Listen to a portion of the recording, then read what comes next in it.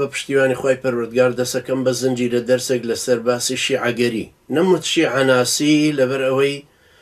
شیعەگەریەکە زیاتر ئەچێتە پێناسەیەکی ئەوەی کە ئەم خەڵکەی باسییانەکەین وەکو دید و ڕێیان منهەجیان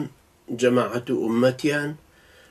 چۆنێتی بزاوتیان بە گوێرەی ئەو معتەقەداتانی خۆی کە هەیەە بە شێوەیەکی گشتی وەکو گروپێک تائیفەیەک جەماعەتێک وەکو ئومەتێکی تایبەتی باسی لێواکەین ئینشاءڵڵا. سەرەتا پێویستە چەند تێبینیەک بخەمە ڕوو. یەکەم ئەمە بابەتێکی زانستیانە ئەبێ لەسەر چاوەکانی خۆیانەوە پێویستە شتەکان بێنینەوە، بەڵێ تەحلیل و تعلیقی خۆمانی لەسەر ئەدەین، بەڵام پێویستە بە ئەمانەتەوە نەقلی بکەین وەکو ئەوان نەبینەوەن کاتێکە بینی یەکێکی شیعە دەربارەی ئەهلی سوننەت شتێکە نووسەیە درۆ دەلەسەیەکی خۆی نووسێڵێمە سوننی وایان وتو ئەنجا نووسێ بوخاری مجەلەدی شەشەم لاپەڕە 130 مەسەلەن کە چیتە لە پەڕەی 130 مجەلەدی شەشەمی بوخاری سەیرەکی باسی میراتە ئەو باسی عەقاید دەکە، پەیوەندیان بە یەکترەوە نییە. ئێمە نابێ وا بکەین، تەبعاً ئێمە لەسەر چاوەکانی خۆیانەوە ئەیهێنین وە پشتیوانی خۆی گەورە لەم زنجیرە دەرسای لانی کەم 300 کتێبی ئەوانتان پێ ئەناسێنم ئینشاءڵڵا و 200 کتێبی ئەهلی سوننەتیش کە ڕەد لەوانە دەنەوە پێتانی ئەناسێنم ئینشاءڵڵا. ئەمە تێبینی یەکەم کە پێویستە بە شێوەیەکی ئەکادیمی دراسەیان بکەین و حکمی مسبەقی خۆمانیان بەسەرانە دەین. دوایی لە نەتیجەیە هەموو بە ڕێزێک کە گوێی لێگرتووە ئەو کاتە خۆی حکومەکەی لەلا دروستە بێ و ئەتوانێت حکم بدا بەسەریانە لە ڕووی حکمی کوفر و ئیمانە یا شرک و تەوحیدە یان ئیسلام و جاهیلەتە یان منطقی و نامەنطقیان ئاقلانە و گەلۆرانەیە ئەو کاتە خۆی حکومەکاتە. دوو هەمە بێوا بڕوانینە شیعە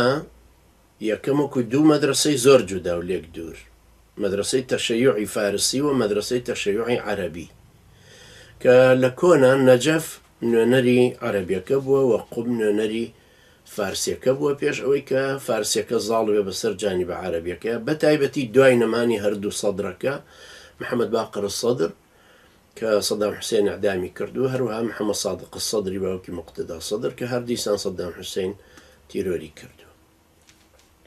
هەروەها ئەم دوو مەدرسە جیاوازە تەبعاً ڕیوایاتیان جیاوازە و سەنەدیان و تەحقیقیان لەو ڕیوایەتانەی کە هەیەە جیاوازە، دید و تێڕوانینی عەرەبەکان بە شێوەیەکی گشتی نزیکترە لە پارسەنگی، نزیکترە لە سەنەدەکانی ئەهلی سوننەت و جەماعەت وەکۆی بینین دوایی و بەتەئکید طبعاً قیاسیش ناکرێن وەکو محەممەد باقر سەدر و محەممەد حوسێن ئالکاشف الغیطاء و محەممەد حوسێن فەضڵوڵڵا کە خۆم بینیومە تەبعاً چوومەتە لای و دانیشتوین پێکەوە میوانی بووین و هەروەها محەممەد جواد مغنی و زۆری تر هەن کە لەم نەوعە ئەو دید و تەسەوراتانیان تەبعاً نەبووە. خاڵی سێهەمەوەی ئێمە ژوا بڕوانینە شیعە وەکو کە ئەوان ڕوانە ئێمە، ئەوان کە ئەڕوانە ئێمە ئەمان بینن چەند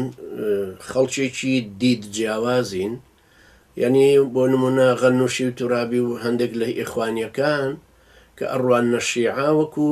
یەک کۆمەڵ ئەڕوانە شیعە وەکو مەدرسەیەک ئەڕوانن و بۆیە جاری وایە باس لەوەکەن کە مەدرسەی شیعە مەدرسەیەکی فەلسەفی و کەلامی و ئەوانەشتی نایابیان ئینتاج کردووە. لە هەمان کات ئەمە لەم تەرەفەیە تەرەفێکی تر لەم سەرەوە پێی وایە هەرچی ئینتیمای بۆ شیعە هەبوو کافرە بە عالم و جاهیلیانەوە. لە نێوانی ئەم دوو جەماعەتەشە تەبعاً جەماعەتی تر هەیە کە ئەڕوانێتە ئەوەی کە فقهی جەعفەری فقهێکی مدەوەنە نووسراوە ئەشێ عیبادەتی پێ بکرێت و لە تەنیشتی ئەم لاتریشەوە دیسان هەیە کە باوەڕی بەوە نیە لە مەزهەبەکە بەڵێ ئیمام جەعفەری سادق ئیمامێکی بەڕێزە، بەڵام مەزهەبەکە ئەو مەزهەبەی ئەو نییە کە ئەمان لەسەری ڕۆیشتون و ئەمە هی متەئەخیرینی ئەوانەکە لە زمانی بۆیهیەکان و پاشان سەفەویەکانە داڕێژراوە. ملاحەزەیەکی تریش ئەوەیە کە سەبر لەسەر ئەم پشو درێژ بین لە باسکردنی ئەمەوە لە گوێگرتنە و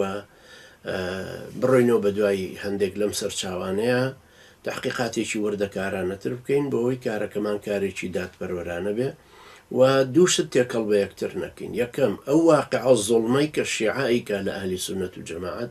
ئەم زوڵمە بۆ خۆی وامان لێ نەکا لاسەنگ بین لە دراسەکردن، لە پێناسەکردن، لە تێڕوانین، لە حکومدان. ولا يجرمنكم شنآن قوم على ألا تعدلوا اعدلوا هو أقرب للتقوى. خواهی پەروەردگار ئەم قاعیدەی بۆ داناوین، ئەفەرمێ بغزتان دەربارەی قەومێک واتان لێ نەکە لاسەنگ بن و دادپەروەرانە ڕەفتار نەکەن، دادپەروەر بن، چونکە دادپەروەری نزیکترە لە تەقواکاری. ئێمە ژەمانە لە تەقواکاری نزیک بینەوە.